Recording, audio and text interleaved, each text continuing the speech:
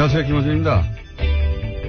계층 사다리, 최근 비트코인 기사에 자주 등장하는 단어입니다. 이 용어는 최근 두 가지 용도로 주로 쓰입니다. 하나는 일확천금을 노리는 도박 심리를 계층 사다리를 타는 정당한 노력으로 합리화할 때, 교육으로도 계층 상승이 불가능해진, 개천에서 용나는 것이 불가능해진 이 시대에 비트코인은 부모가 누구인지 묻지 않고 공평하다, 이런 식으로 쓰입니다. 두 번째는 이 논리를 베이스로 이런 비트코인마저 정부가 규제하는 것은 정부가 계층 사다리를 걷어차는 거다. 고로 2030 세대는 정부에게 배신을 당했다. 지지를 거둬라. 이런 식의 정치적 프로파간다로 활용됩니다. 현재 한국의 비트코인 시장은 투기판이죠. 이게 계층 사다리면 카지노도 계층 사다리인 겁니다. 카지노도 입장할 때 부모 묻지 않습니다. 그런데 이 정치적 프로파간다는 최근 포털의 댓글, 각종 커뮤니티, SNS에서 대량으로 유통되고 있죠. 거품이 터질 것이 뻔한 이 판에 이런 논리로 이들을 뛰어들도록 부추기고 그 피해를 정부 책임으로 몰아 자신들의 정치적 이득으로 취하는 자들, 남의 피로 자신의 이익에 삼는 자들, 이들을 잡아내야 한다. 김원준 생각이었습니다.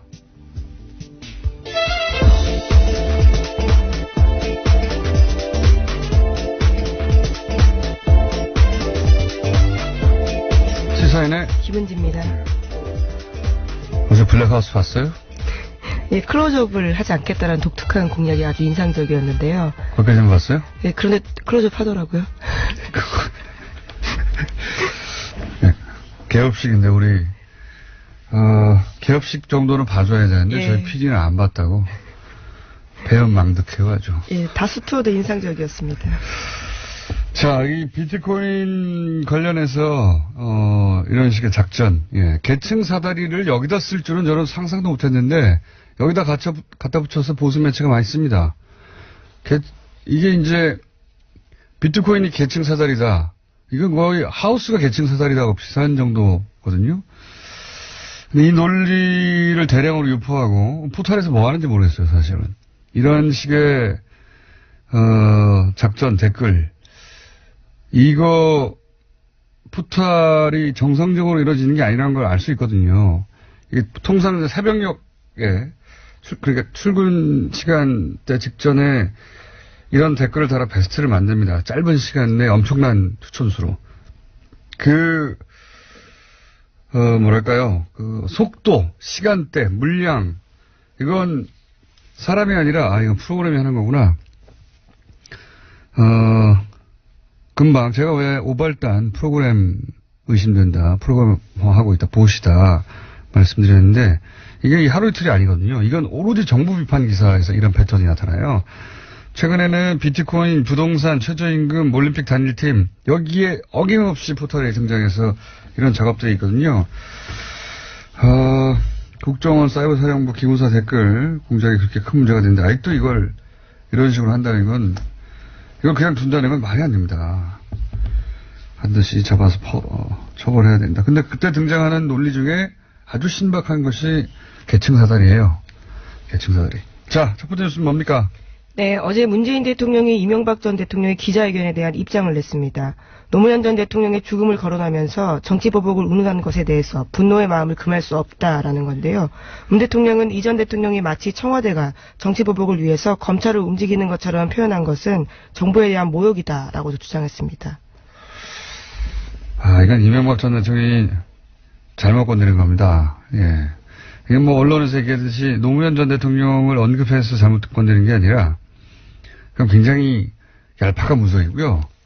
문재인 대통령 스타일상, 제일 싫어하는 게 뭐냐면, 본인의 공적인 행위가 사심에 의해서 이루어졌다. 이렇게 사사로운 사람으로 몰아가는 거예요.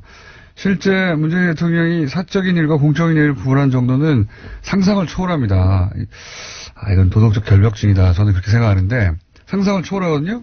게다가 본인은 촛불이 만들어준 대통령이다. 이걸 누구보다 의무로 받아들인 그래서 사사로운 감정 때문에 국가 권력을 움직인다 하면 모욕을 당했다고 생각하고, 그럼 내가 지금 국민과 약속을 못 지키는 거로, 애초에 사람도 그러한 데다가, 타고나길. 게다가 거기에 이제 촛불로 인해 본인이 대통령직에 올랐다고 생각하는 의무감까지 있는데, 이걸,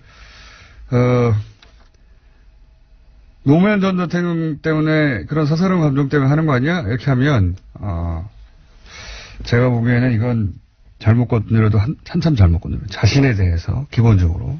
거기까지 참을 수 있는데, 이 시대에 대해서, 또는 망자에 대해서, 모두 다 모독하는 거라고 생각하는 거예요. 예. 자유한국당은 물론 이걸로 전설을 치려고 하겠죠. 네, 지금 계속해서 그러고 있습니다. 홍준표 대표는 비서실장 역할을 하면 안 된다라는 식의 이야기까지 하고 있는데요. 자유한국당한테는 좋은 싸움거리예요. 노무현 전 대통령을 이명박 전 대통령이 거론했다는 게. 그리고 측근들도 이걸로 싸울 수 있다고 생각하겠죠. 그거 왜 싸울 게 없거든요, 사실은. 그런데 이명박 전 대통령 자신은 사실은 망했다 싶을 거예요. 이렇게 되면 본인은 전직 대통령으로 최소한의 예우조차 끝장난다. 이거 본능적으로 압니다. 네, 어제 그러한 지적도 했습니다. 대통령을 여기만 분으로서 말해서는 안 될 사법질서 부정이다라고요. 그러니까 이명박 전 대통령이 자기 이익이 무지하게 빠른 사람이라, 이건 내가 잘못한 것 같은데, 제가 보기에는 본인 입으로 다시는 이 얘기는 안 나올 거라고 봅니다. 주변에서는 막 써먹겠지만, 본인은 망했다 싶을 거예요. 어제 얘기했지만 이명박 전 대통령 기자회견은 본인을 위해서는 하지 않는 게 좋았다. 자, 그렇고요. 다음은요. 네, 이명박 전 대통령 측근들은 명백한 정치 보복이다라는 주장을 계속해서 하고 있는데요. 김효재 전 청와대 정무수석은 KBS 라디오에 출연해서 집권이란 모든 사정기관의 정보를 다 들여다볼 수 있는 거다.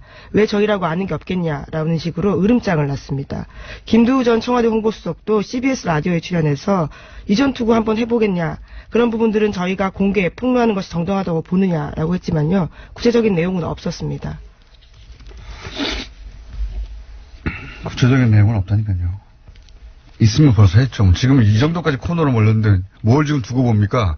곧 있으면 포토라인에 설 정도인데 포토라인에 선 다음에 이거 공개하면 뭐예요? 어쨌든 뭐 전선을 만들어 보려고 노력을 하고 있는데 쉽지 않다. 자, 다음 뉴스는요? 네, 어제 더불어민주당의 원내수석 부대표인 박홍근 의원이 국정원 특수활동비로 이명박 전 대통령의 부인인 김윤옥 여사가 명품을 샀다라고 이야기했습니다. 김희중 전 제1부속실장의 검찰 진술 일부를 확보했다라면서 이 같은 내용을 공개한 건데요. 박 의원 쪽은 김 전 실장의 지인으로부터 제보받았다라고 설명했습니다. 하지만 검찰은 아직까지는 구입된 사실은 없다라고 밝혔는데요. 이명박 전 대통령 쪽은 박홍근 의원을 명예훼손 혐의로 오늘 검찰에 고발하겠다라고 밝혔습니다. 알겠습니다. 예, 요건 저희가 박홍근 의원 인터뷰를 3부인가요?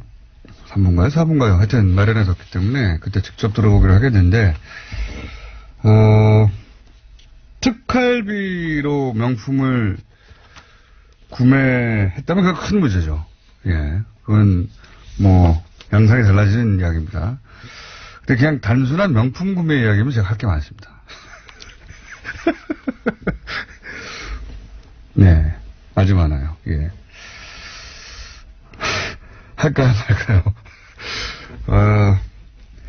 예를 들어서 이제 대통령 순방 때, 뭐, 파리나, 예, 자세한 얘기는 제가 드릴 수가 없고, 때가 되면 말씀드리겠고, 파리나 워싱턴, 정확하게는 미국에서는 버지니아죠. 예. 유럽에서는 파리고, 거기 이제 유명한 브랜드들이 여러 개 있지만 그중에서 특히 사랑하는 브랜드가 있어요. 예. 김윤옥 여사가. 그래서 그 브랜드를 그 가게 문을 닫고 쇼핑했다는 이야기는 아주 유명한 이야기입니다. 재임 시절에 그런가요? 재임 시절입니다. 예. 재임 시절에. 예. 굉장히 구체적으로 있습니다. 네. 이건 다음에 얘기하죠. 네, 돈의 출처가 아직까지 확인된 바는 없다는. 그러니까 이 예. 이제 이게 특활비하고 연결되는지는 저는 모르겠어요. 예. 그건 뭐 제가 확인할 수가 없는 일이고 이거는 이제 그때 현장에 있었던 뭐 수행원이나 혹은 돈을 건네준 사람이나 혹은 검찰이 밝혀내야 할 일인 거고요. 그리고 김민중 전 실장의 지인이 들었다면 김유정 전 실장은 알고 있을지 모르겠지만 그 얘기를 나와서 하진 않을 것 같고요. 그렇죠? 인터뷰도 하지 않고 계시고. 하지만 재임 기간 중에 그냥 명품 구매 얘기라면 제가 아는 바가 좀 많다. 예. 다음은요. 네, 이명박 정부 시절의 특수활동비 사용 관련해서 또 다른 보도가 나왔습니다. 어제 저녁 TV조선 보도인데요. 이명박 정부 시절 내곡동 사저 논란으로 특검까지 갔던 사건이 있었습니다. 이 사건이 이번 이명박 정부의 특수활동비 사용 논란에 재조명됐는데요. 검찰이 이 내곡동 사저 부지 매입에 들어간 11억 원 2천만 원 가운데 6억 원이 국정원 특활비였다라는 진술을 확보했다라고 합니다. 이 또한 김희중 당시 제1부속실장의 진술이라고 합니다. 이거는 이제 양상이 전혀 다른 이야기죠. 예. 이거는, 그러니까 지금 국정원 특활비를 사적으로 이용했다. 일반 뇌물하고는 완전 재질이 달라진단 말이죠. 예. 대통령의 권한으로 특활비를 가족들이 이용했다는 건데 사실 이 6억, 내곡동 사적 6억은 사실 특검까지 들어갔지만 정확하게 밝혀지지 않았죠. 네, 예. 당시에 이상은 다스 회장에게 6억 원 받았다라고 빌렸다라고 이시영 씨가 주장한 바 있습니다. 근데 이제 앞뒤가 안 맞아가지고 이상은 다스 회장의 부인은 찾기는 모르는 예, 돈이라고. 그렇죠. 예. 왜냐하면 6억을 현금으로 가득 베란다에 쌓아놨다는 것도 웃기지만 베란다에 쌓아져 있는 가져갔다는 것도 웃기지만 게다가 그날은 이성은 회장이 자택에 없었다고 김정식 씨가 나중에 또 얘기했죠. 예. 이게 그래서 앞뒤가 안 맞고 6억은 비자금이거나 최소한 뭐 이렇게 의심이 됐던 돈인데 이게 이제 특활비일 수 있다는 이야기가 나온 거잖아요. 이야, 이건 대단한 겁니다. 이건 박근혜 전 대통령이 본인 사저에 기름값 정도 뗐다고 하는 거하고는 규모가 달라는 거죠. 예. 기름값 1,000만 원 정도 썼다는 거거든요. 특활비에서. 예. 그게 아니고 자기 집을 샀다는 거 아닙니까, 그냥. 야. 이게 이제 언론이 앞서가서 보도할 때가 있는데 이게 굉장히 만약에 앞서가서다가는 위험한 보도라서 만약에 보도대로 실제 진술이 확보됐다면 대형 사고네요, 대형 사고. 네, 2012년 특검 당시에 청와대 압수수색 가로 막혀서 6억 원 출처 확인 못한 바가 있는데요. 이번에는 검찰이 그러한 진술을 받았다라는 건데, 물론 TV조선 보도에 따르면 검찰이 공식적으로는 아직 확인된 바 없다라고 밝히고 있다고 합니다. 확인하려면 뭐 단계가 오래 걸리겠지만, 기본적으로 그 돈을 관리하던 누군가로부터 진술을 확보했다는 거 아닙니까? 네, 예. 이 보도에 따르면 김희중 당시 제1부속실장 진술입니다. 이건 상상을 초월하는 거네요. 그때는 이제 평상시 보관하던 비자금으로 하지 않았을까. 근데 그 정도였는데 그게 아니라 국정원 돈으로 자기 집을 그냥 샀다면은 대단한 겁니다. 이거 국가 정말. 안보와 정보를 책임지고 있는 곳에 특수활동비를 이렇게 썼다라는 진술이 나온 거죠. 박근혜 전 대통령의 1,000만 원 자기 기름값 집 기름값. 네, 에어컨 수리비 등이 있었습니다. 규모가 다르네요. 네. 다음은요. 네, 김희중 전 부속실장이 생활고에 시달리고 수차례 면담을 거절당하면서 이명박 전 대통령에게 서운한 감정이 컸다라고요. MBN이 어제 저녁에 보도했습니다. 요거는 저희가 잠시 후에 사실은 김희중이란 이름을 검색어로 올린 장본인이죠. 예. 정두현 의원 직접 출연해서 자세히 한번 관련해서 제가 물어보기로 하겠습니다. 근데 이제 이 특활비가 내곡동 사저로 갔거나 아니면 특활비가 김유영 여사의 개인적인 쇼핑 비용으로 갔거나 하면 폭발할 거라고 봅니다. 이 사안은 아주 양상이 달라지는 거죠. 다음은요. 네, 특활비 사용과 관련된 뉴스가 하나 더 있습니다. 이명박 정부 시절 국정원 특수활동비가 민간인 사찰을 무마하는 데도 쓰였다는 증언을 전해드린 바가 있는데요. 관련해서 자금 전달에 관여한 국정원과 청와대 인사들이 검찰 조사 받았습니다. 관련된 진술이 경향신문에 오늘 아침 나왔는데 지시를 받고 돈을 전달만 했을 뿐이다라고 모두 이야기하고 있다고 합니다. 그러니까 이 사건 전체를 지휘한 윗선을 밝히는데 검찰 수사에 초점이 모아지고 있는데 가장 윗선은 아무래도 이명박 전 대통령으로밖에 할 수 없다라는 겁니다. 너무 당연한 거죠. 왜냐하면은 모경만 국정원 기조실장이 이 정도 액수를 마음대로 할 수 없기 때문에 원세훈 국정원장의 지시를 받았을 것이고, 그리고 지금 민정 민정비서관, 이걸 단순히 할 수 있었겠습니까? 이건 뭐, 당연히, 최소한 민정수석의 지시를 받았을 것이고, 뭐, 액수나, 이걸로 봐서는, 민정수석은 비서실장 아래고, 비서실장은 대통령 아래고, 예.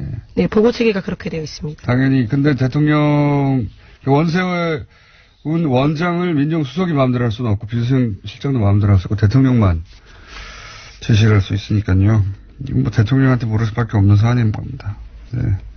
그러니까 특활비로 가장 먼저 포토라인에 쓸 수 있을 것 같습니다. 지금 진척으로 봐서는. 다음 수는요? 네, 어제 다스 전직 임원의 제주도 땅에 대한 실소유주 의혹을 전해드린 바가 있는데요. 그런데 제주도만이 아니라 충남 천안에도 같은 방식의 부동산이 있다고 JTBC가 보도했습니다. 다스 임원들이 공동 명의로 부동산을 샀는데요. 또 이들이 땅을 보러 다닐 때 이명박 전 대통령이 함께 있었다라는 증언도 나왔다고 합니다. 착취가 나오는군요. 예. JTBC가 이런 데 강합니다. 예. 기초조사에서 전문 용어로 뽕을 뽑는다고 하죠. 왜냐하면 이런 얘기는 예전부터 있었어요. 정말 오래된 이야기예요, 이거. 이 부동산, 삼양부동산 전국에 널렸다고 이명박 전 대통령. 그리고 실제 이명박 전 대통령이 그 부동산을 살 때 왔다는 이야기가 진짜 많이 나왔었거든요. 2007년부터.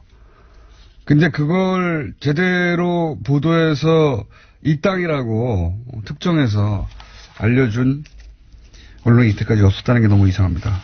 자, JTBC가 이명박 전 대통령의 차명 부동산을 샅샅이 뒤지고 있다는 얘기죠. 앞으로 더 나올 수도 있겠습니다. 자, 시간이 이제 한 1, 2분 남았으니까요. 제목 정도로 훑고 지나가 볼까요? 네. 네, 시민단체 참여연대가 시민 1000여 명과 함께 이명박 전 대통령을 한국과 아랍에미리트의 비밀군사협정과 관련한 직무유기 혐의로 고발했습니다. 당연히 할 일을 하셨군요. 참여연대에서는. 다음 뉴스는요?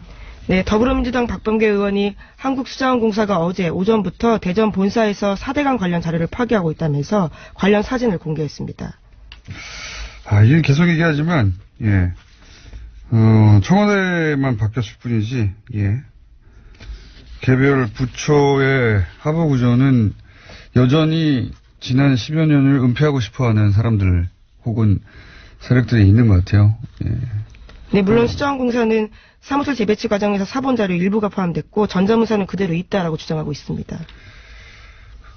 그러면 뭐 거기 찍힌 그 문서를 그대로 요구해보면 되겠군요. 이건 뭐 확인하는데 그렇게 어렵지 네, 않고. 그래서 국가기록원에서 확인할 예정이라고 합니다.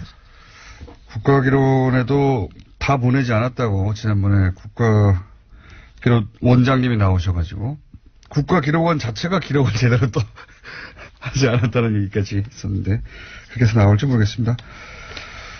자, 특활비 전국이 아주 예상치 못한 문을 열었어요. 예, 가족으로 옮겨붙는.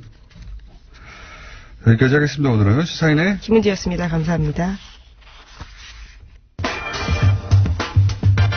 김희중 전 청와대 제1부속실장. 네, 어제 오늘 계속해서 화제가 되는 인물입니다. 이 김희중이라는 단어를 검색어 1위로 만든 장본인은 따로 있죠. 정두원 전 의원 스튜디오에 직접 나오셨습니다. 안녕하십니까? 네, 안녕하세요. 저희가 스튜디오에 모시려고 여러 번 했는데 나오신 건 처음입니다. 아니, 저 부르지 않았는데 저는 전국 제1의 방송에 나오고 싶었는데 안 불렀어요. 전화만 한 번인가 두 번 하고. 영광입니다. 저희 작가하고는 얘기가 다르네요. 제가 정계 풍운하라고. 네, 그렇게 얘기하셨죠. 어제 그저께 폭탄을 근데 하나 던지셨어요. 네. 뭐 던지려고 던진 게 아니라 저는 물어보면 대답합니다. 그러니까 제가 장애인인데 그러니까 말을 돌려서 할 수 있는 능력을 현저히 결여한 장애를 지니고 있어요. 그러다 보니까 물어보니까 있는 대로 얘기하는 거죠. 우선 김희중 씨하고 MB의 인연 그리고 역할은 어떤 것인지 좀 정리를 한번 해주시죠. 그게 97년부터라고 언론에서 보도되고 있던데. 그러니까 이제 분신이라고 할 수 있고 네. 움직이는 일정표죠. 그러니까 이제 우리도 국회의원 뭐 이런 거 하면 이제 비서가 있잖아요. 네. 근데 내가 모르는 걸 걔한테 물어봅니다. 야, 어저께 누구 만났지? 야, 1년 전에 이런 일이 있었어? 그때 내가 뭐라 그랬어? 그렇게 물어봅니다. 그렇게 물어보는 사람이 김희중이에요. 첫 번째로 물어보는 사람이. 예, 그러니까 자기보다 자기를 더 잘 알 수가 있는 거죠. 그렇군요. 예. 그 서울시장 시절에도 그러니까 움직이는 수첩으로 수행비서를 그럼 한 거네요, 그죠? 국회의원 때부터 그랬다니까요. 그래서 예, 15년 동안. 그 이명박 서울시장을 사실상 그 컨셉부터 다 만든 게 의원님이라고 저는 알고 있는데. 뭐 과장된 거고요. 그러면 반쯤 만든 걸로 하죠. 네. 반쯤 만든 분으로 알고 있는데, 그럼 그때부터 이미 김희중 전 실장을 많이 겪어보고 아시겠네요, 잘. 굉장히 맑고 담백하고 깨끗한 친구입니다. 그러니까 그 엄청난 부자 아닙니까? 그 부자 돈 관리를 하면서 본인은 되게 가난하게 살아가지고 사실은 또 굉장히 생활고를 많이 겪을 정도로 어려웠어요. 그 정도로 돈 문제에 있어서도 굉장히 그러니까 깨끗했다. 돌아가신 부인도 한번 어려워서 헤어졌다가 다시 재결합해가지고 또 이제 어렵게 다시 살아가는 중에 이런 일이 생긴 거죠. 그럼 그 과정 전체, 그러니까 대통령 부속실장이 돼서도 그렇게 살림이 폈다거나 혹은 뭐 서울시장 시절도 그렇고 그런 적이 없었단 말이죠. 남의 돈에 절대 손 안 댑니다. 손은 안 된다. 그럼 이게 이제 그 당시 솔로몬 저축은행 임 회장한테 이제 임 회장이 영업 정지 막아달라고 로비를 전박을 했었죠. 예. 당시에. 예. 그러다가 이제 그 언론 보도를 정리하면 검찰 기소 내용 정리하면 3번 정도에 걸쳐서 1억 8천을 받았다. 예. 예. 그러니까 실수한 거죠. 그때 넘어간 겁니다. 임석한테. 근데 제가 이제 요 기사, 그때 당시부터 저는 좀 이상했던 것이, 초대 내부 감찰에서, 그러니까 그 솔로몬 저축은행 은행회장이면 요주 인물인데, 3번이나 만나서 돈을 받는 게 안 걸렸다는 것도 제가 이해가 안 갔었거든요. 돈 주는 사람은 집요하기 때문에 돈 거절하는 것도 사실 굉장히 힘든 일입니다. 저도 뭐 정치하면서 겪어보지만. 그러니까 이제 돈 주는 사람이 돈 주겠다고 마음먹으면 별 수를 다 써서 주죠. 제가 이제 또 그런 이상한 대목을 여쭤볼게요. 더 잘 이해가 안 가는 것은 이상득 당시에 이제 밝혀지기로는 이상득 전 의원에게 3억을, 줬고. 그건 이제 제가 소개해서 준 거죠. 그래서 제가 공범이 된 겁니다. 나중에 무죄가 네, 받았어요. 네. 네. 그 여의도 연구소장부터 교도소까지 다 겪으신 분이에요, 지금. 풍운아. 그런데 풍운아는 김어준 씨지. 그래서 제가 왜 납득이 잘 안 가냐면 이상득 의원에게 직접 줬단 말이죠. 근데 이제 부속실장이 솔로몬 저축은행 영업 정지를 막을 수 있는 사람이 아니잖아요. 뭐 어느 정도 그러니까 급하니까 이제 여기저기 뛰어다닌 거죠. 이제 저는 이때 어떤 생각을 했냐면 이게 배달하다가 이게 사고 났구나 이런 생각을 했었거든요 당시에. 그건 절대 아닙니다. 아니라고 MB께서는 그런 돈을 받는 사람이 아니에요. 돈이 많기도 하지만 대통령이 되겠다 또 대통령이 되고 나서도 그렇게 사사로운 돈을 받지 않아요. 의원님 모르시는 거 아니에요? 혹시? 또 규모가 그 정도 돈은 또 절대 안 받습니다. 근데 이제 본인이 이렇게 얘기했단 말이죠. 김희중 씨는 금품을 수수하지는 않았다. 끝까지 부인을 했어요. 이번 일로 자기 이름이 거론된 것에 도의적인 책임을 지겠다고 했지 내가 돈을 수수하진 않았다고 했단 말이죠. 그러니까 돈이 간 건 사실이고 근데 본인은 수수하지 않았다면 그 돈을 누군가한테 전달하려고 했던 거 아니냐. 게다가 제가 그때 이제 이게 오래된 얘기지만 그때 당시 이명박 전 대통령에게 굉장히 관심이 많았기 때문에 제가 주의 깊게 보는 사건인데 게다가 이제 김희중 씨가 이제 굉장히 담백하다고 하셨으니까 그런 성격이면 자기가 받았으면 받았다고 하지 않을까 이미 잡혔는데. 그러니까 이제 어떨기를 받았는데 그거를 이제 돌려주려고 갖고 있었을 가능성이 높고요. 3번에 나눠서 받은 건 얼떨결에 받은 게 아니었습니까? 한 번 받으면 또 그 사람이 또 거절하기 힘들죠. 근데 MB한테 전달하는 거는 제가 아는 MB는 그런 돈은 절대 안 받습니다. MB한테 전달하기에는 제가 보기에도 1억 8천원 자범 수준은 아니에요. 자범 수준. 굉장히 이중적인 의미로 말씀하신 것 같은데.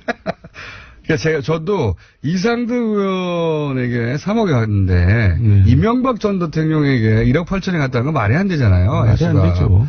액수가 말이 안 되는데, 그러니까 이명박 전 대통령은 아니고, 그런데 영향을 미칠 수 있는 누군가한테 가는 것을 이 분이 배달하다가 결국 본인이 뒤집어 쓴 게 아니냐. 그건 아니고요. 부속실장이면 굉장히 힘이 센 자리라고 볼 수 있고, 이제 금감원이나 금감이 이쪽에다가 좀 얘기 좀 해달라.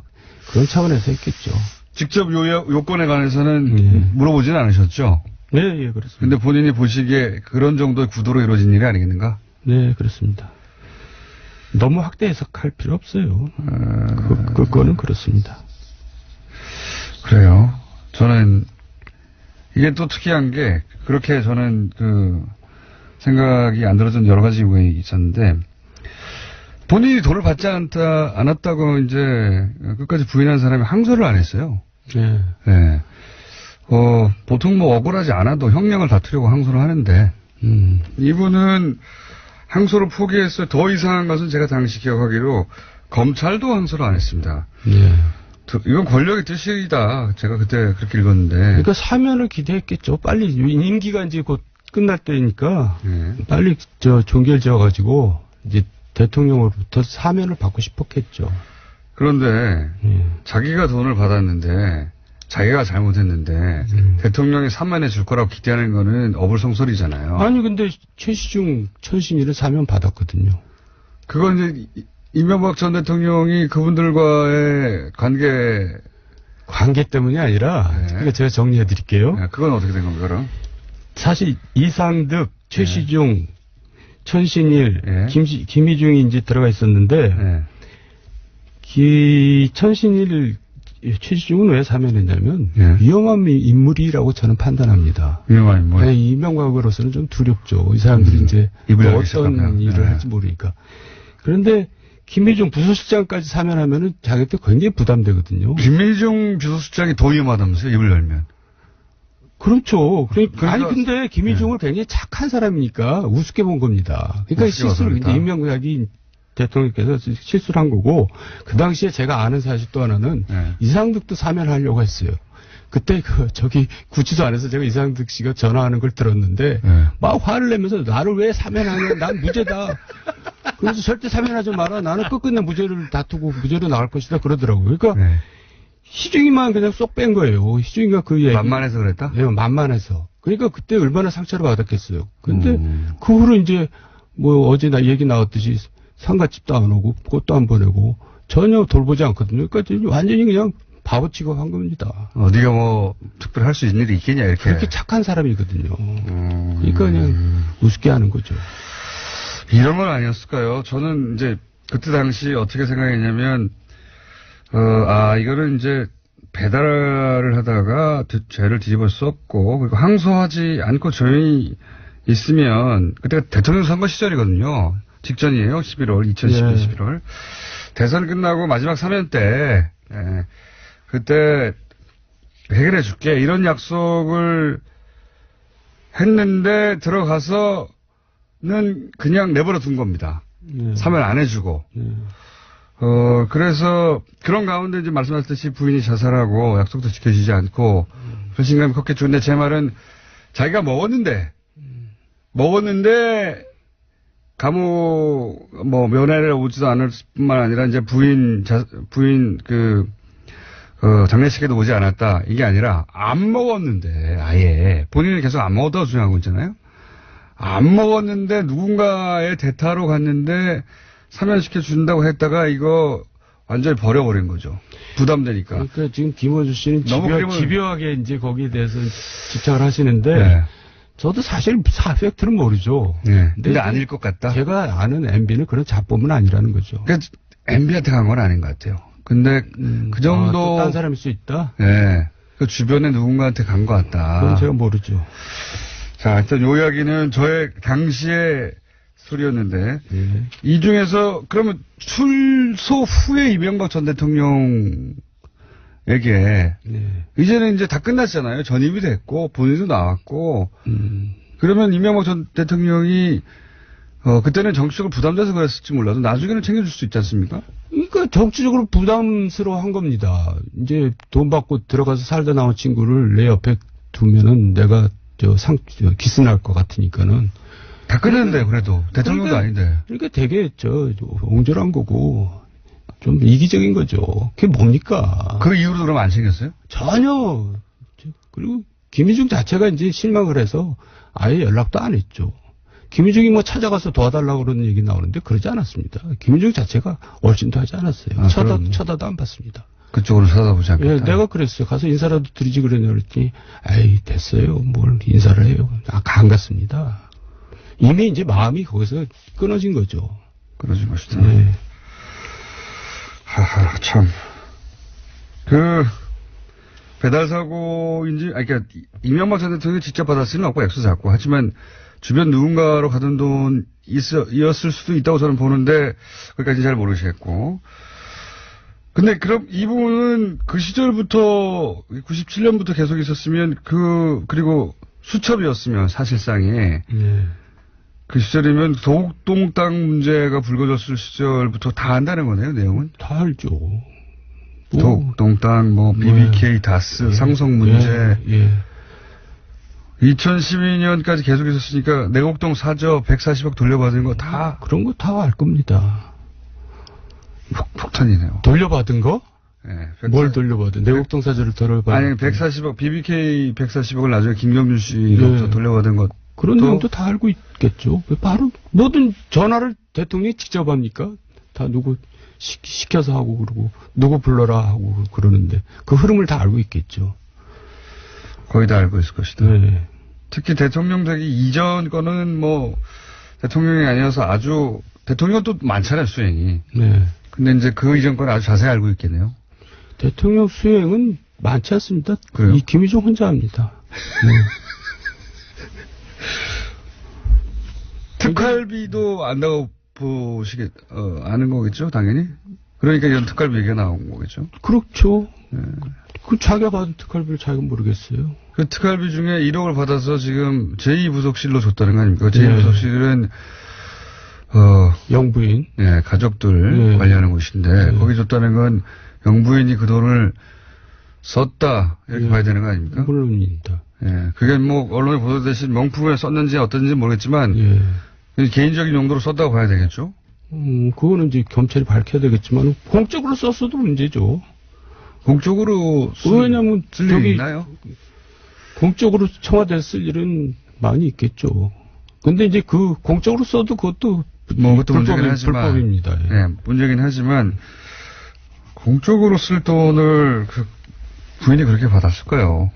그래서 어쨌다는 겁니까?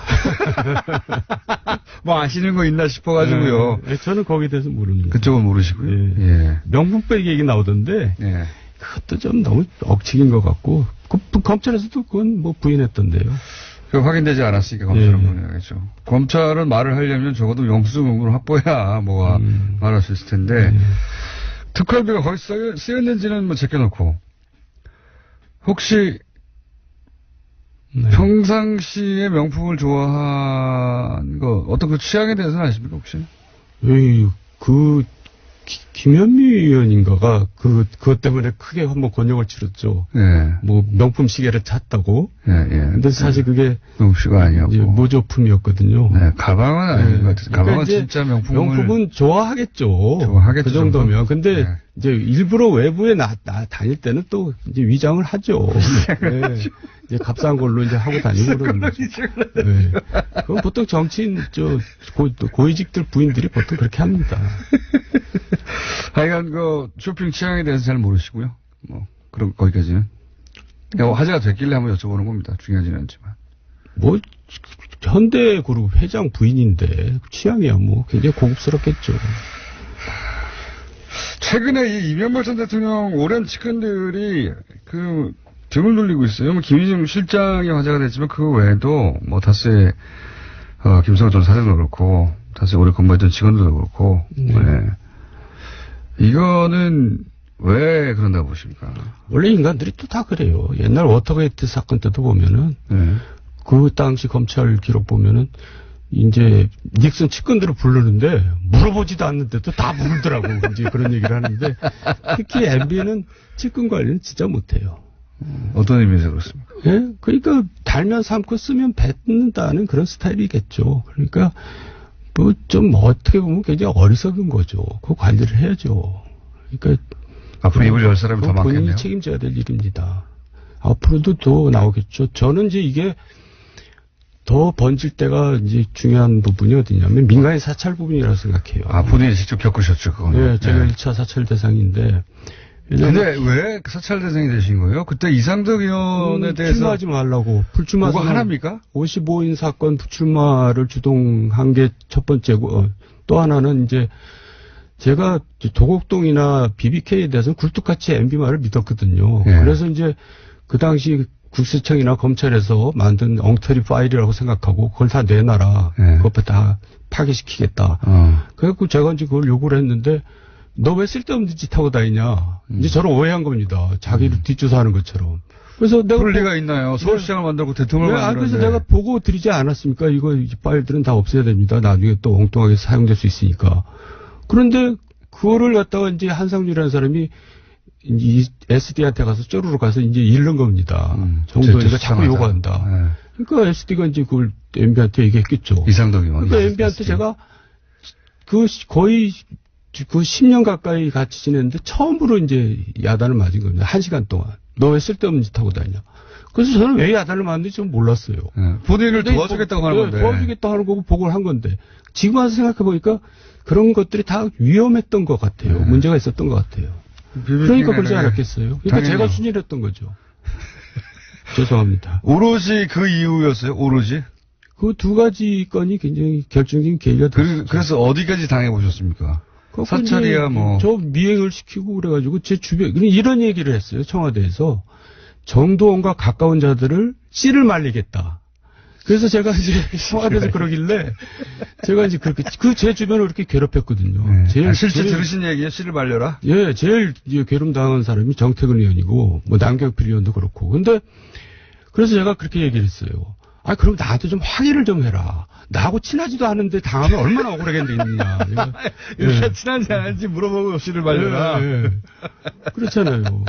그렇죠. 예. 엉뚱하게 씨가 말릴 수 공직사에서 있으니까. 저 때문에 피해 당한 사람도 많습니다. 승진이라는 그래요? 문제에서. 예. 저하고 가깝다는 얘기. 어쩌다가 통화 몇 번 했다고. 예. 그래서 그러니까 이제 씨를 말려라고 해서 무슨 일을 당하셨어요, 그때?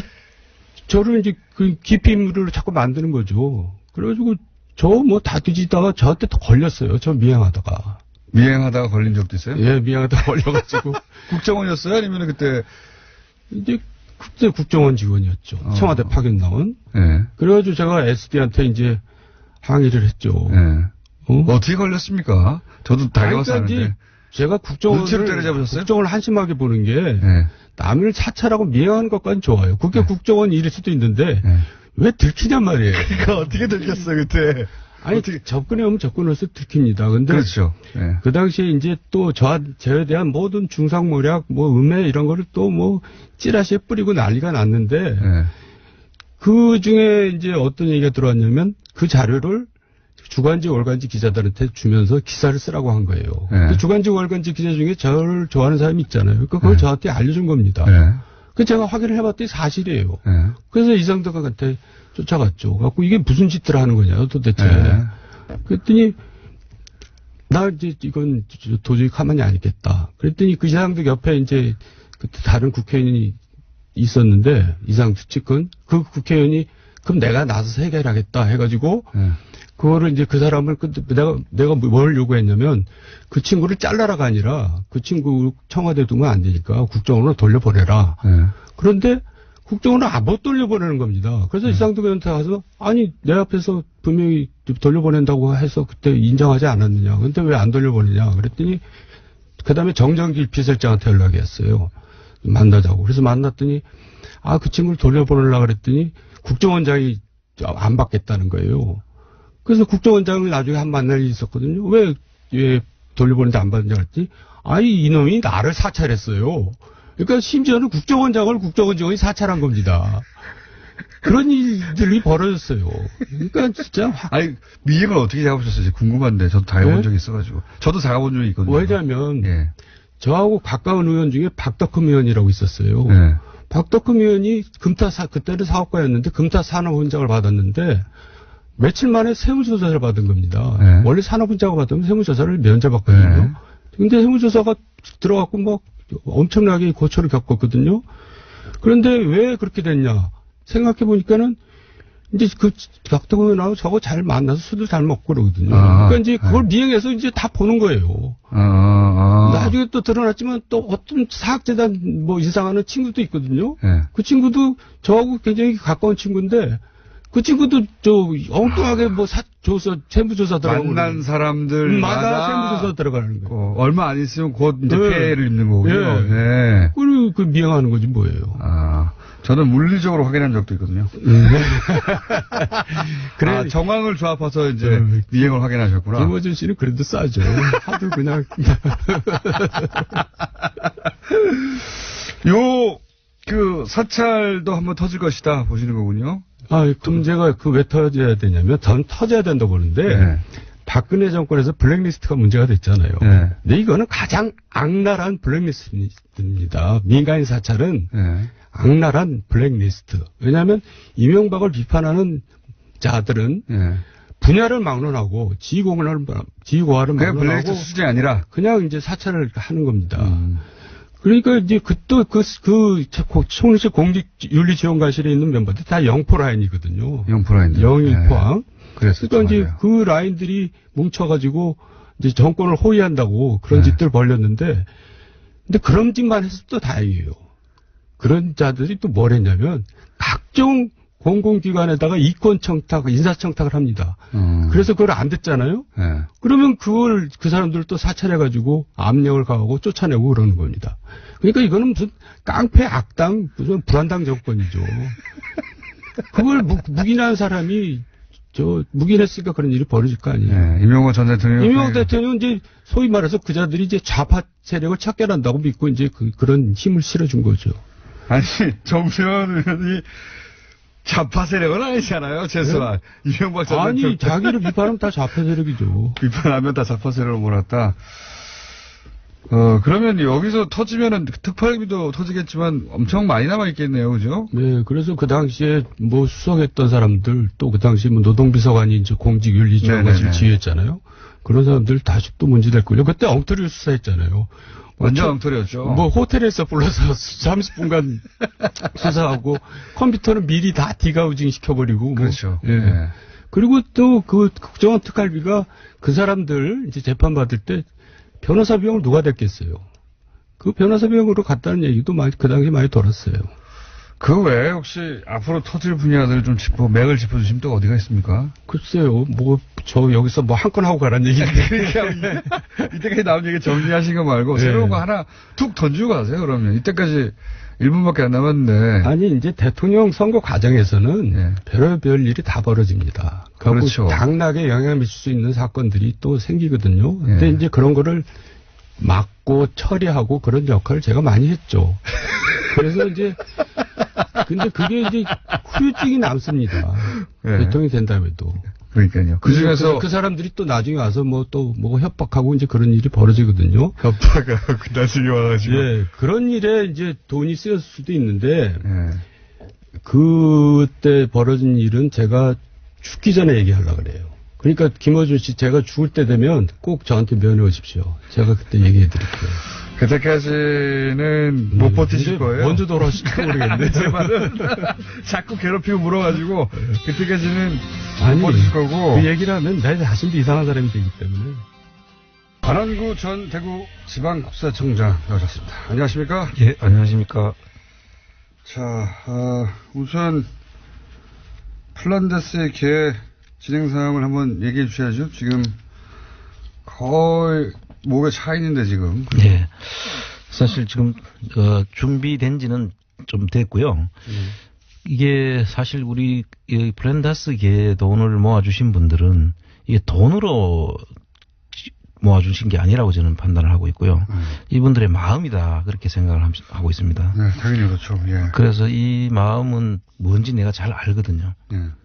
빨리 살아가는 것이기 때문에 제가 안에서 빨리 사기 위해서 지금 계속 준비를 하고 있는데 이게 또 저희들이 조직이다 보니까 제 혼자 하는 일은 아니지 않습니까? 그래서 약간의 이견도 있는 분이 있습니다. 그래서 뭐 그분들하고 우려도 있었으니까요. 예, 네. 그렇습니다. 그래서 그분들하고 지금 마지막 조율을 지금 하고 있는 중입니다. 이게 원래 스케줄대로라면 2월 중순쯤에 이제 모여질 걸로 네, 가격이 나오는 거죠. 예, 그런데 지금 현재는 1월 중순 한 달 정도 남았는데 너무 많이 남았어요. 예, 그래서 작년 기준으로 이제 살 수가 있고 네. 또 새로운 평가를 해서 살 수도 있는 방법이 있는데 이제 그 부분 여러 가지 부분들에 대해서 약간의 생각들이 조금씩 전부 다 이 잘해야 되는 것이기 때문에 약간씩 그런 우려가 있긴 있습니다. 다음 주까지는 결론을 내시죠. 그렇죠. 무조건 결론을 낼 생각입니다. 예, 네. 알겠습니다. 왜냐면은 이게 이제 이게 플란다스의 개라는 게 다스 관련해서 가장 먼저 시민들을 움직여서 다스의 주인은 누굽니까를 그 의지로 보여준 거거든요, 이게. 예, 그렇습니다. 그런데 이제 그 답이 이미 다 나온 다음에 또는 뭐 정말로 주식으로만 평가해서 산다. 이건 말이 안 되는 거기 때문에. 예, 이건 뭐 주식 가치하고는 관계없이 우리 국민들의 마음이라고 판단을 했습니다. 이 국면에서 빨리 매입해서 사실은 상황을 더 압박하는 큰 흐름으로 만들어 주셔야 되지. 이걸 나중에 하면 주식이면 조금 싸게 샀다, 조금 비싸게 샀다. 이건 전혀 중요하지 않다고 저는 봅니다. 예, 이제 모아주신 분들하고 같은 마음입니다. 알겠습니다. 내부 정리를 빨리 하시고 다음 주로는 결론을 빵 내서 통보를 해주시길. 왜냐하면 다음 주면 이미 이제 말이기 때문에. 그렇습니다. 예. 1월 말이에요. 그럼 2월 넘어가면 전 안 된다고 봅니다. 자, 최근에 이 다스 관련해서 벌어진 일 중에 이제 청장님 전문 분야에 해당되는 사안들 중에 하나가 이게 금광을 압수수색을 했다 또는 뭐 주변에 소위 관계사들에 대해서 저희가 관계사들도 가장 먼저 다루기 시작했는데 이거 승계 과정에서 일어난 사건들이다라고. 근데 이제 예를 들어서 금강 같은 경우에는 이 위장 계열사의 가능성이 높다. 이렇게 말씀도 한번 하셨고, 요 위장 계열사 혹은 주변 그 관계사들 가지고 한번 오늘 정리를 한번 해볼까요? 예. 네. 그러시죠. 그리고 어제 JTBC 또 나가셨더라고요. 꼭 고정 출연하기 전날 나가시면 어떡합니까? 고정 출연 다음날 나가면 제가 아무 말도 안 합니다. 꼭 전날 나가셔가지고. 블랙하우스 하는데, 직전에 또 특집을 마련해가지고, 토론회를 해가지고 말이죠.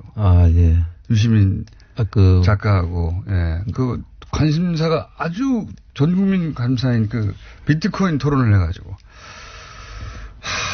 뉴스공장 팀은 다 그 토론회 보고 블랙하우스는 안 보고 잤대요. 근데 저도 블랙하우스를 봤는데요, 어제. 출연하셨죠, 참. 네, 출연도 했고, 봤는데, 좀 시간대가 조금 늦은 거 아닌가 그런 생각이 들더라고요. 썰전도 시간대는 늦습니다. 그렇습니까? 네. 시사방송 그런 류의 시사방송이 더 빠른 시간대로 파고들기는 쉽지가 않고. 하여튼 재밌었습니다. 저는. 자 하는지도 잘 몰랐어요 사람들이. 오히려 예전에 그 파일럿 때는 주말에 예고도 많고 주말이어서 아는 분들이 많은데 하는지도 몰랐거든요. 한 2, 3주 지나면 그렇습니다. 조금만 지나면 아마 금방 사람들이 알겠죠. 날 거라고 봅니다. 많은 저희 제작진들은 안 봤다고 자랑스럽게 토론을 봤다며. 비트코인 토론회. 배신자들 말이죠. 어쨌든 배신자의 청장님도 들어가는 겁니다. 자, 금광. 다스의 사금관이냐? 이제 통상 이 대기업도 그렇고 대부분의 그 위장 계열사라고 이름을 칭하는데요. 이 위장 계열사라고 하는 것은 실질적으로는 그 회사가 동일체인데 다른 사람 관계 그 관련이 있는 친인척이라든지 뭐 자기 같은 회사에 근무했던 사람들 이름을 빌려서 회사를 위장으로 설립을 하는 거죠. 그렇죠. 그래서 자기 내부에서 그 해도 될 일을 네. 외부에 만들어 가지고 거기다가 이익을 생기면 그 이익을 분여하기 위해서 이익을 이쪽엔 이익을 줄여야 될 목적이 있다. 그러면 여기다가 원가를 많이 계산해 줘 가지고 이익을 늘려주는. 한마디로 자기들이 처리하기 이제 자기들이 주목받거나 또는 뭐 자기들이 재벌이거나 혹은 자기들이 뭐 어떤 대상이 될 때 자기 눈을 싹 피해가지고 그렇습니다. 다른 곳에서 이윤을 만들어내거나 거꾸로 손실을 거기서 입으라고 해가지고 예, 조정을 할 수가 있죠. 조정하게 만드는 건데 근데 예. 그 과정을 통해서 비자금을 만들 수도 있지 않습니까? 그렇습니다. 보통 이제 사실은 더 큰 목적은 비자금이죠. 네. 거기서 비자금을 만들어야 큰 회사에서 문제가 되면 네. 그 심각한 문제가 발생할 수 있으니까 그런 작은 회사들을 통해 가지고 만약에 문제가 되더라도 그 선에서 끝나게. 그 화산만 문제가 되고. 네. 그러니까 100원짜리를 150원에 팔아가지고. 네. 50원을 이제 빼는 방법이죠. 남기는 거죠. 예. 100만 원만 주면 될 걸 150원을 주는 거예요. 100원을 주면 될 걸 150원을 주는 거죠. 그렇죠. 예, 물건을. 그러면 그쪽에 50원이 남을 테니까. 통상 대기업들은 이제 상장 회사인 경우에는 예. 보는 눈이 많고 그 검토해야 될 내용들이 많지 않습니까? 그런데 작은 회사를 만들어 가지고 뭐 개인이 한다든지 예. 법인도 작은 법인을 만들어 가지고 하면 눈에 띄지 않고 예. 그 뭐 거기서 돈을 빼도 크게 주목받지 뭐 않으니까 그렇죠. 그렇게 위장 계열사를 많이 운영하죠. 그러니까 이제 그쪽에서 이윤이 많이 나야 많이 남기고 그 또 수익도 숨길 수 있으니까 일감 몰아주기도 하죠. 그렇습니다. 예. 일감을 괜히 다 몰아줘가지고 예. 자기들이 할 수 있는데도 불구하고 이쪽에서 하게 한다든가. 예. 그걸 키워서 예. 일감 몰아주기를 해가지고 보통 이제 그는 승계를 할 때 예. 자식한테 주고 싶을 때 그 자식을 앞세워서 예. 그 승계를 할 때 키워가지고 일감 몰아주고 일감 몰아주면 회사 크지 않습니까? 네. 그걸 가지고 상장을 시켜서 예. 한번 뻥튀기 하는 거죠. 상장 차익을 노려가지고 그거를 오히려 다시 모기업을 잡아먹는 그렇죠. 그런 형태로 뒀습니다. 회사를 의도적으로 키운 다음에 그럼 돈이 많이 남고 네. 그리고 나중에 상장까지 하면 더 덩치가 커지니까 그 덩치로 거꾸로 회사를 사버리면 승계하지 않고 그러니까 승계는 했는데 상속세를 안 내고 승계하게 되는 거죠. 그렇습니다. 예. 우회 승계의 그 방법입니다. 예. 네. 그런 식의 일들을 대기업이 많이 하는데 해왔는데 예. 예, 걸린 사례도 있고 근데 금강이 바로 그런 역할에 쓰이는 예. 용도가 아닌가. 우선은 첫 번째로는 비자금이 갔을 가능성이 있고요. 거기서 예. 만들었을 가능성이 있고요. 두 번째로는 승계도 이 금강이 이용된 것 같아요. 예, 지금 그걸 잠깐 설명을 좀 드리면요. 예. 이 금강의 전신이 세강공업입니다. 예. 세강공업이 있다가 없어지고 지금 한양실업이라고 이름이 바뀌었지 않습니까? 세강공업은 이제 소위 120억 BBK 비자금 관련해서 직원이 그걸 관리했다는 예. 그 회사죠. 예, 직원이 그 닷새 직원 한 사람이 120억 개인 횡령했다고 할 때 그때 주고받았던 상대 회사가 그 세강공업의 직원이죠. 세강공업의 직업입니다. 그렇게 해서 만들어낸 거죠. 예. 120억. 근데 그걸 혼자 다 먹었다고 지금 주장했었었죠. 그랬죠. 예. 그래서 지금 이제 뭐 밝혀지고 있는데요. 그 세강공업이 그 당시에 노조가 있었습니다. 예. 그 노조가 생기면서 그 당시에 노조를 없애기 위해서 회사를 폐업을 시킵니다. 예. 폐업을 시키고 유광테크라는 회사를 하나 2년 동안 잠시 운영하는데 그때 그 세강공업을 대신해서 만들어지는 것이 금강입니다. 예. 금강이 만들어져가 쭉 잘 왔습니다. 또 예. 그 두 개 다 목적은 위장 계열사의 목적이죠. 바로 이제 비자금 용도였던 것을 추정할 수 있는 것이 세광 때 비자금을 그렇게 만들었거든요. 120억을. 예. 그러니까 그 뒤에 똑같은 방식으로 만들어졌기 때문에 금강도 그 역할을 하지 않았을까 추정하는 거고요. 그렇습니다. 그런데 이 금강은 또 특이한 것이 그 김재정 씨의 처가 되시는 미망인 그 권영미 씨라고 있지 않습니까? 네. 그분이 김재정 씨가 돌아가시고 난 다음에 2013년, 14년도, 2016년도에 지분이 갑자기 급증을 합니다. 그 그렇죠. 금강에다가. 예. 그래서 제가 그걸 계속 주목해서 보고 있고요.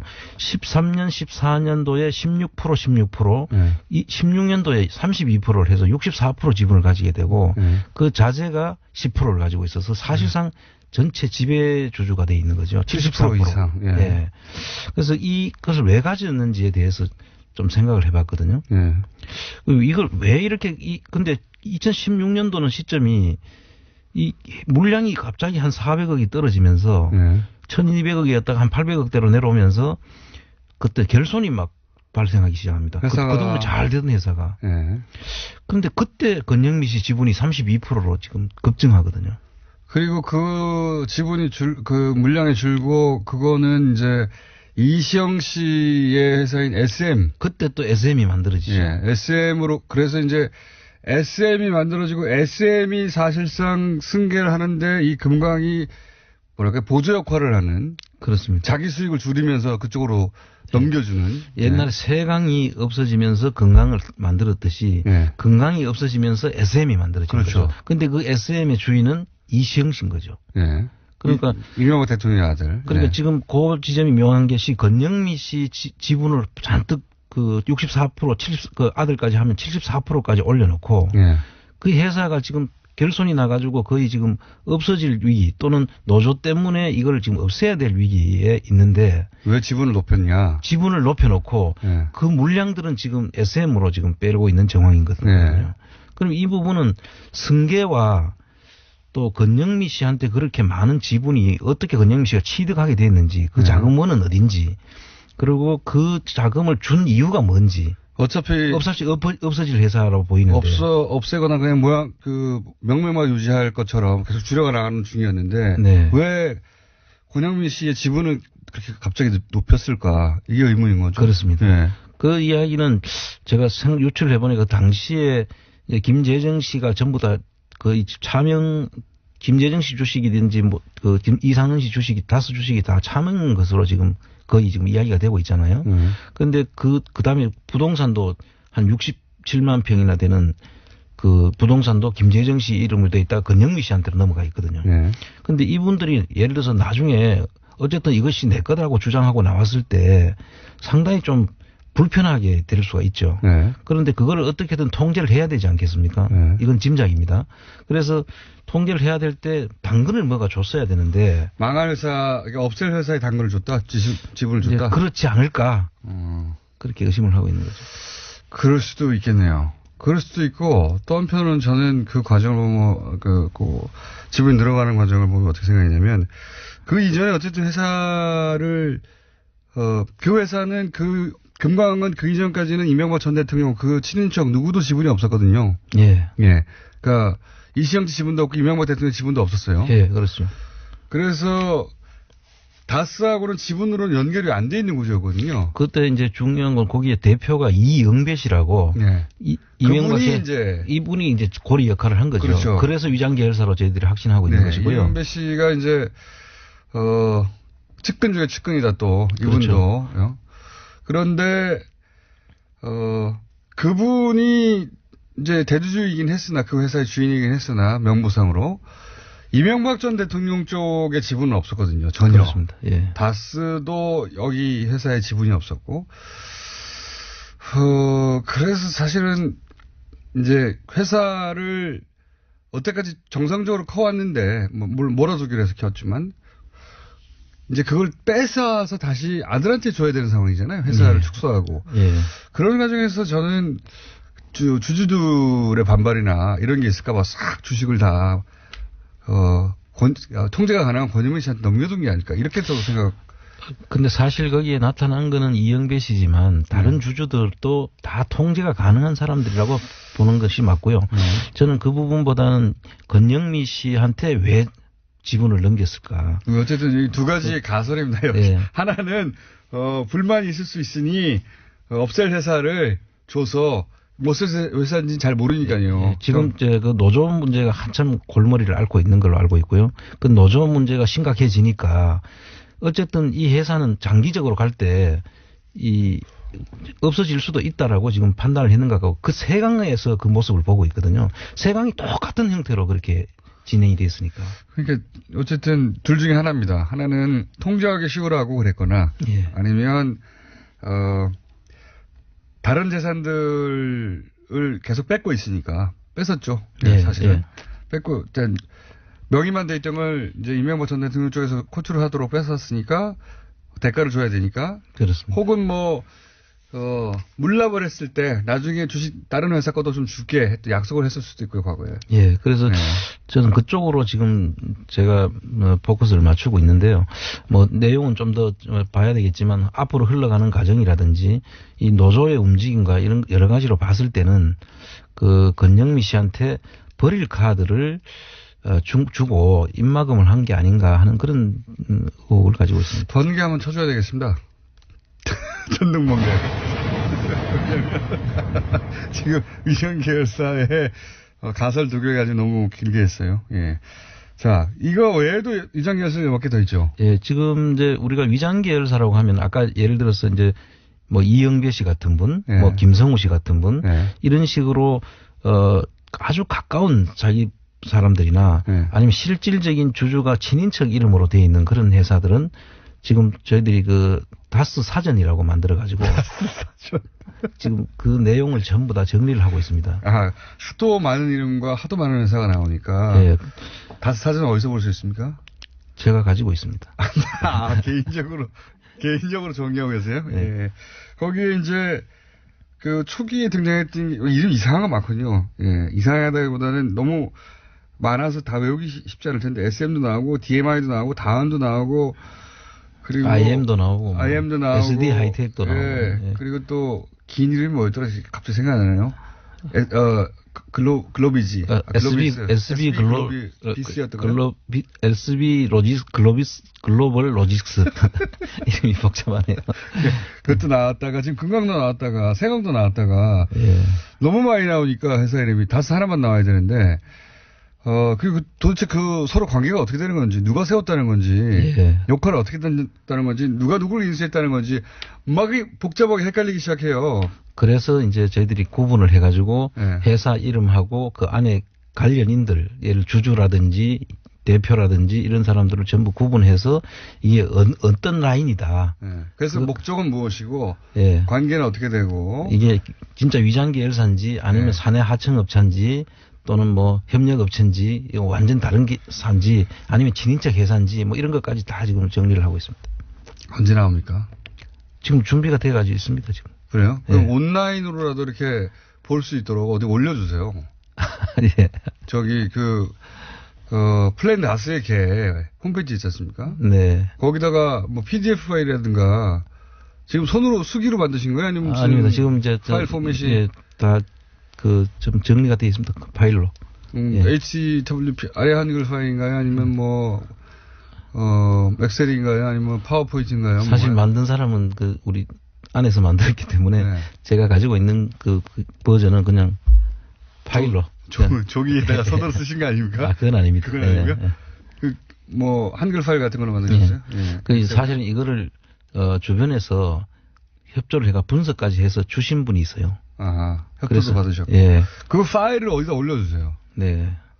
그 파일을 올려주시면 그걸 보면서 많은 사람들이 그 다스백과를 보면서 그걸 점점 보완도 하고 혹은 뭐 거기다가 아는 내용을 덧붙이기도 하고 제보도 받고 네. 그럴 수 있을 거거든요. 파일을 올려주십시오. 네. 언제까지 올리실 겁니까? 곧 올려드리겠습니다. 플랜다스에게 홈페이지에서요. 네. 네. 그 플랜다스에게 홈페이지 다시 한번 소개해 주시죠. 주소를. 쇼미더머니.or.kr인데 저희들이 플랜다스라는 국민운동본부 홈페이지죠. 그게. 예. 알겠습니다. 자, 여기서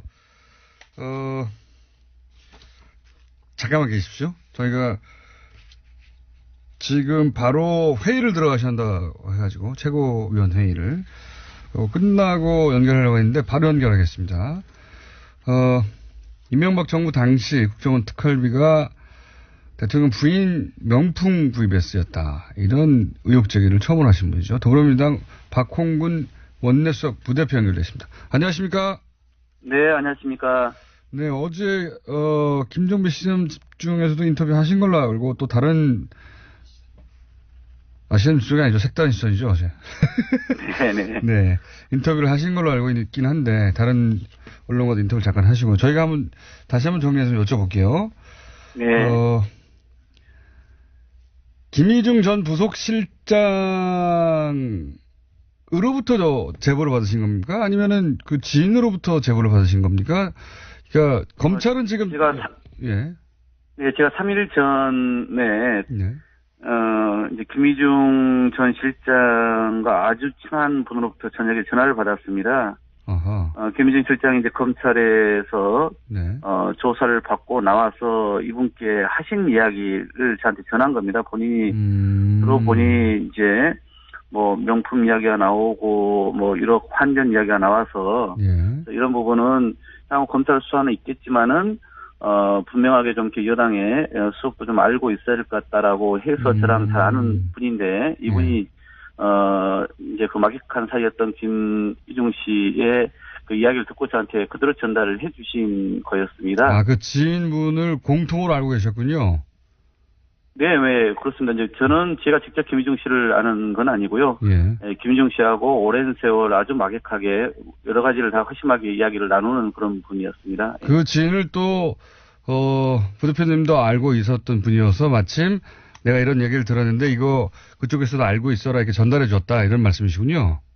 네네, 그렇습니다. 김희중 씨가 이제, 지금 소위 이명박 전 대통령하고 여러 가지로 지금 관계가 악화되어 있는 분 아닙니까? 그래서 본인으로서, 가서 이명박 전 대통령에 대해서 유리하거나 불리하거나 이런 게 아니라 있는 그대로 본인은 이번에 가서, 진술을 해야겠다라고 생각하고 갔다는 겁니다. 그래서 이분을 따지지 않고 있는 그대로 자기가 아는 대로 다 말하겠다고 갔다? 예. 네, 이명박과 전 대통령과의 의리 이런 문제는가 아니라 이제는 있는 그대로 가서 진술을 했고 그 내용을 이제 본인에게 얘기를 해줬다는 것입니다. 그렇군요. 그러니까 그 중에서 이제 전달 받으신 내용이 국정원 특활비가 미국 방문 당시에 한 1억 정도가 환전돼서 대통령 부인 전담하는 제2부속실에 전달이 됐고 그게 나중에 명품 구입에 쓰인 것으로 알고 있다라고 지인에게 얘기했다는 거죠?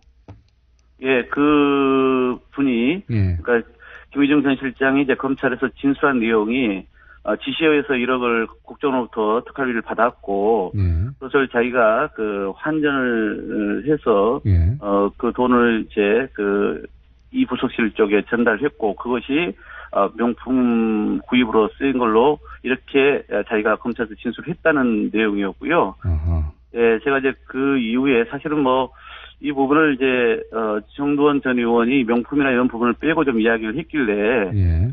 제가 이 부분을 좀 더 이제 더 좀 알아보고 또 알릴까 하다가 좀 지켜봤는데 이명박 전 대통령이 이제 기자회견을 보면서 제가 이 부분을 좀 더 언급을 안 할 수가 없겠다 싶어서 어제 아침에 공개 발언을 한 거고요.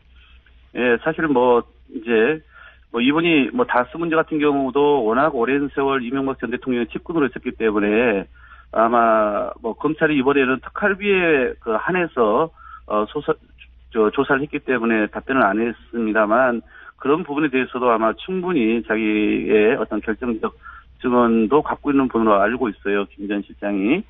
그러니까 이제 그런 부분까지 제가 좀 얘기를 들었고요. 그래서 아마 이 1억 중에서 제가 그 이후에 좀 더 파악한 바로는 3,4천만 원 정도가 2011년 영부인의 미국 국빈 방문 시에 행정관에게 돈을 줘서 명품 사는데 쓰였다. 이렇게 진술한 걸로 다시 제가 좀 확인을 했습니다. 1억 얘기도 있었는데 그 명품 구입에 쓰인 것은 3,4천 정도, 그러니까 3,4천 정도가 전달돼서 명품 구입에 쓰였다. 이렇게 알고 계시다는 거죠?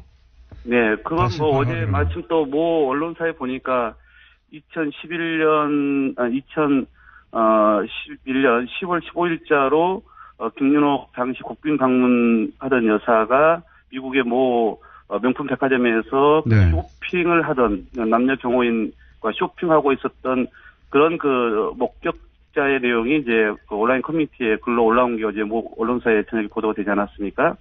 네, 그리고 또 검찰의 조사에 대한 기사가 어제 또 났었죠. 그래서 네.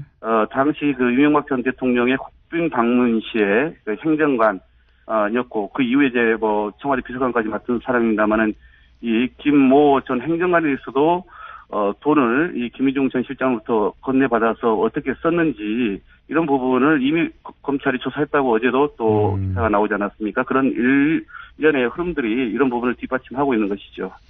지금 언급하신 미국의 모 백화점에서 명품을 구입했다고 하는 그런 목격담이 커뮤니티에 올라온 것은 보도가 됐나 보죠? 네, 어제 저녁에 국민일보 기사를 찾아보면은 나와 있고요. 그래서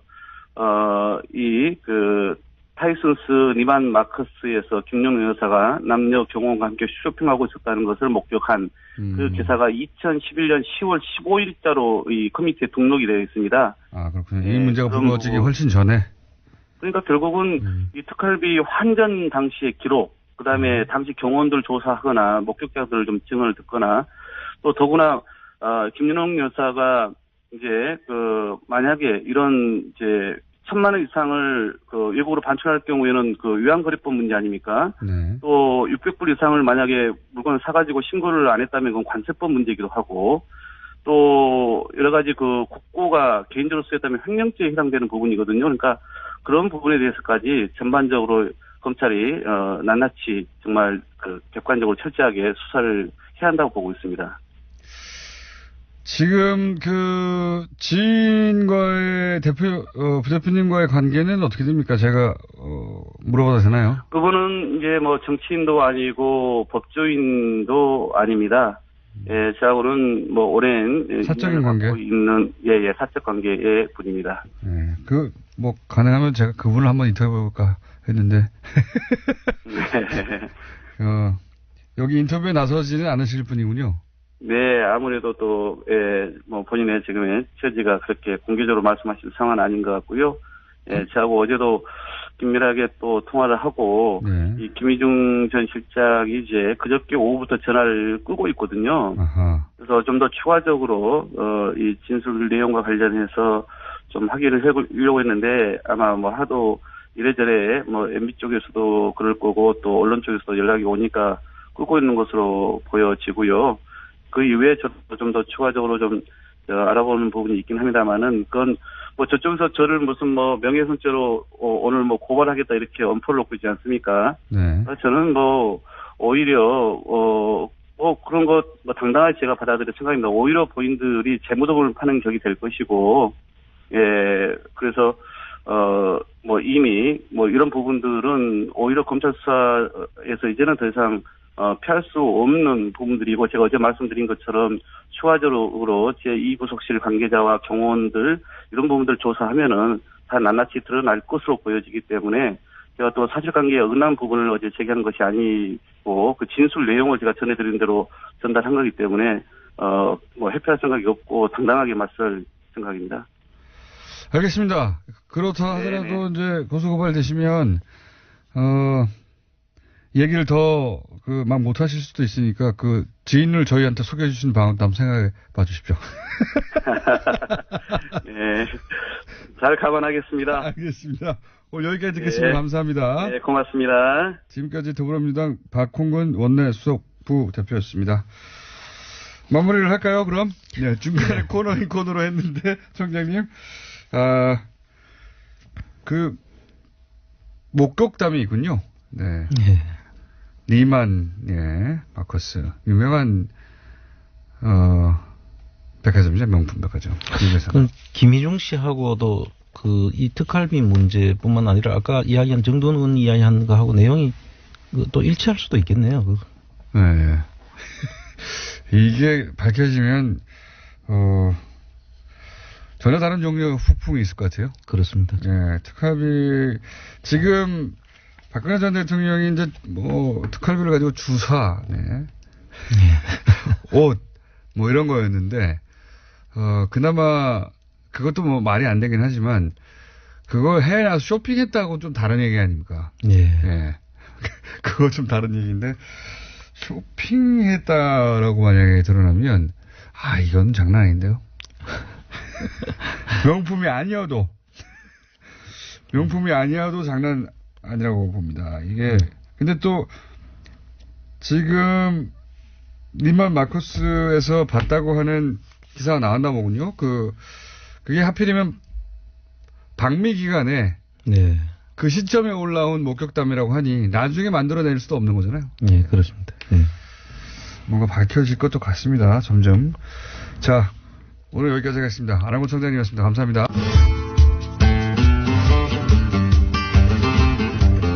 안녕하십니까? 안녕하세요. 황교익 선생님.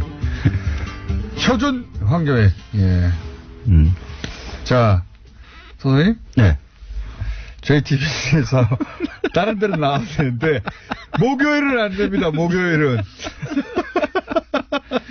월요일이나 화요일, 수요일 이럴 때 나갔어요. 요즘 뭐 비트코인에 대해서 관심들이 워낙 높으니까 네. 그럼 그걸 했었어야죠. 왜? 블랙하우스에서 비트코인을 다뤘어야죠. 그게 생방이 아니잖아요. 전날 지난주 거 가지고 할 수밖에 없어요. 근데 그거 생방으로 팍 한 다음에 JTBC에서 바로 썰저로 넘어가는 전략을 구사해가지고 그렇게 치고 나올 줄이야. 저도 봤어요, 근데. 다 당했어. 손석희 사장님 나빠요. 예. 오늘 뭡니까? 떡볶이 이야기를 하려고 그래요. 예. 제가 나가는 수요미식회에서 떡볶이를 이번 주에 수요일 날 다뤘었는데 이제 각종 방송에서 각종 자신들이 출연하는 방송에 대한 광고를 이렇게 계속 하면서. 그 수요미식회 제작진들이 그 김호중 공장장을 어떻게 한번 출연 섭외를 하는 게 고기밖에 안 먹는데 뭘 또. 고기편으로. 고기편으로요? 맛있는 고기. 어떠세요? 제가 거기 나가면 고기를 먹을 수 있는 겁니까? 네, 먹을 수 있죠. 네, 양껏. 그냥 고기만 보내달라고 해주세요. 수요 미식회 홍보까지 지금 여기서. 네. 그 프로그램 괜찮아요. 재밌죠? 예. 근데 그 떡볶이에 대해서 이야기를 하니까, 여러 사람들이 반응들을 보면서 조금, 우리가 그 음식을 먹는 일에 대해서, 많은 부분이 약간, 오해하고 있는, 스스로 자신의 감각을 오해하고 있는 부분이 좀 있겠다라는 생각을 해서 좀 덧붙이려고 그래요. 자신의 감각을 오해한다는 게 무슨 말입니까? 모든 인간, 그러니까 지구상의 모든 인간들, 인종, 민족, 국가 따지지 않고, 모든 인간은 감각기관과 뇌가 같아요. 감각기관과 뇌가 같다. 같습니다. 그러니까 뇌과학이나 뭐 이런 게 가능한 거거든요. 감각기관과 뇌가 같다는 게 무슨 의미죠? 제가 지금 못 알아듣고 있는데. 자연 부족해서 못 알아듣나? 인간의 신체 구조는 인종, 민족, 국민, 국가 따지지 않고 똑같이 태어난다는 거죠. 거기서 뭐 개별적인 차이는 있어요. 뭐 어떤 사람은 더 똑똑하고 뭐 모자라고 그렇죠. 뭐 눈이 좀 더 나쁘고 혀가 좀 발달했을 수도 있고요. 그렇죠. 후각이 좀 더 민감할 수 있고 하는 그 조금씩의 차이는 있지만은 모든 인류는 똑같은 신체 조건을 가지고 태어났다. 라고 생각을 해도 이 생각이 있어야만이 그 모든 그 자연과학들 인체와 관련되는 그런 과학들이 성립이 가능한 거거든요. 그래서 실제로 그런 과학들이 전 세계 모든 과학자들이 열심히 파고 있는 것도 동일한 조건, 인체는 다 동일한 조건이다라는 것을 전제로 하는 거라고 봐야 되겠죠. 그런데 가능하고 뭐 그렇죠. 그런데 체질은 다를 수 있으나 무슨 의미인지 알겠습니다. 그렇죠. 근데 그 각 지역마다 인종마다 민족마다 국민마다 그 기호 음식이 다 달라요. 그건 그렇죠. 또. 그렇죠. 그러면 왜 어떤 민족은 저 음식을 좋아하고 어떤 민족은 저걸 좋아하고 하는 것이 만들어졌을까? 그 인종들, 그 민족들이 고유한 미각, 고유한 뇌, 뭐 이런 음식은 특별하게 좋아하는 그런 유전자를 타고난 것인가? 그렇다고 보면 자연환경의 결과 아닙니까? 맞습니다. 보통 이제 자연환경 이렇게 이야기를 했지만은 예전에는 자연환경 이렇게 이야기를 해야 돼요. 지금처럼 이제 교통과 그 유통환경이 이렇게 발달한 상황에서는 사회적 환경이라고 이야기를 해야 돼요.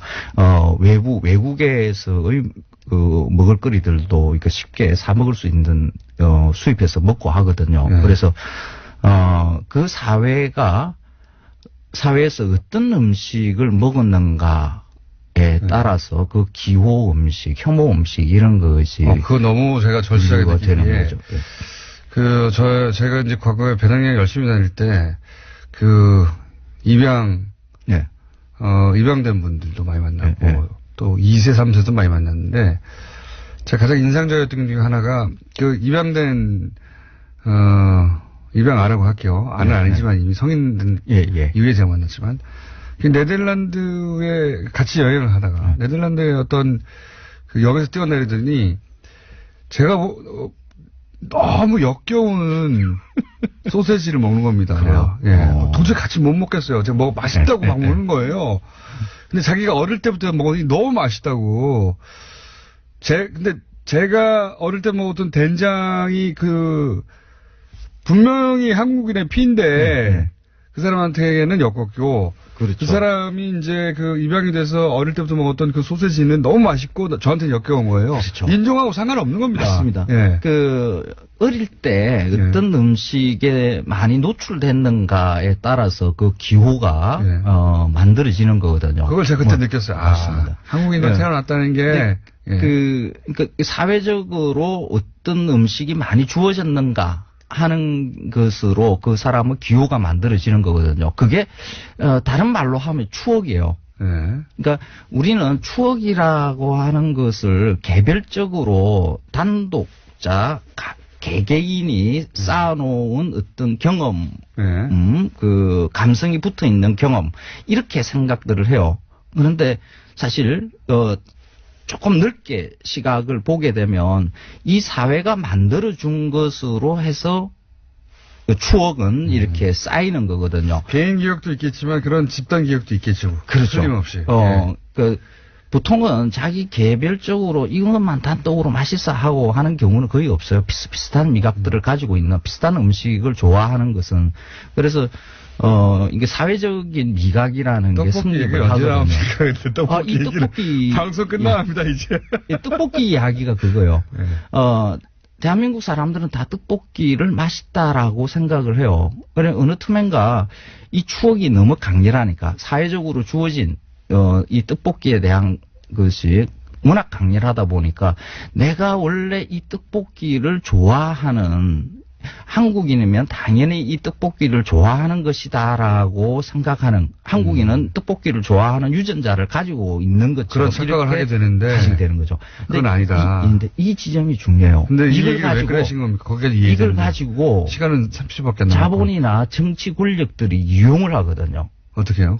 이명박 대통령 때 떡볶이 세계화한다 해가지고 세계화로 연결되려고 하는 거구나. 맞습니다. 그러니까 보통 우리가 가지고 있는 미각을 이 미각을 절대화해가지고 이게 어릴 때부터 먹지 않았던 외국인한테 먹힐 리가 없는데 들고 나왔다. 그런 말도 안 되게. 근데 이런 일을 정치 권력이나 자본이 나서서 야 떡볶이 세계화할 수 있어 막 이러면서 뭐 뻘짓을 해서 돈을 빼먹고 하더라도 국민들이 그걸 용인하게 되는 까닭이 뭐냐 그러면 우리 한민족에는 그 떡볶이에 강렬한 자부심을 가지게 된 만들어진 것 때문에 있다는 착각을 그렇습니다. 그래서 내가 가지고 있는 미각, 추억 이런 것들도 강교익 선생님이었습니다. 그런 사회적 환경에 의해서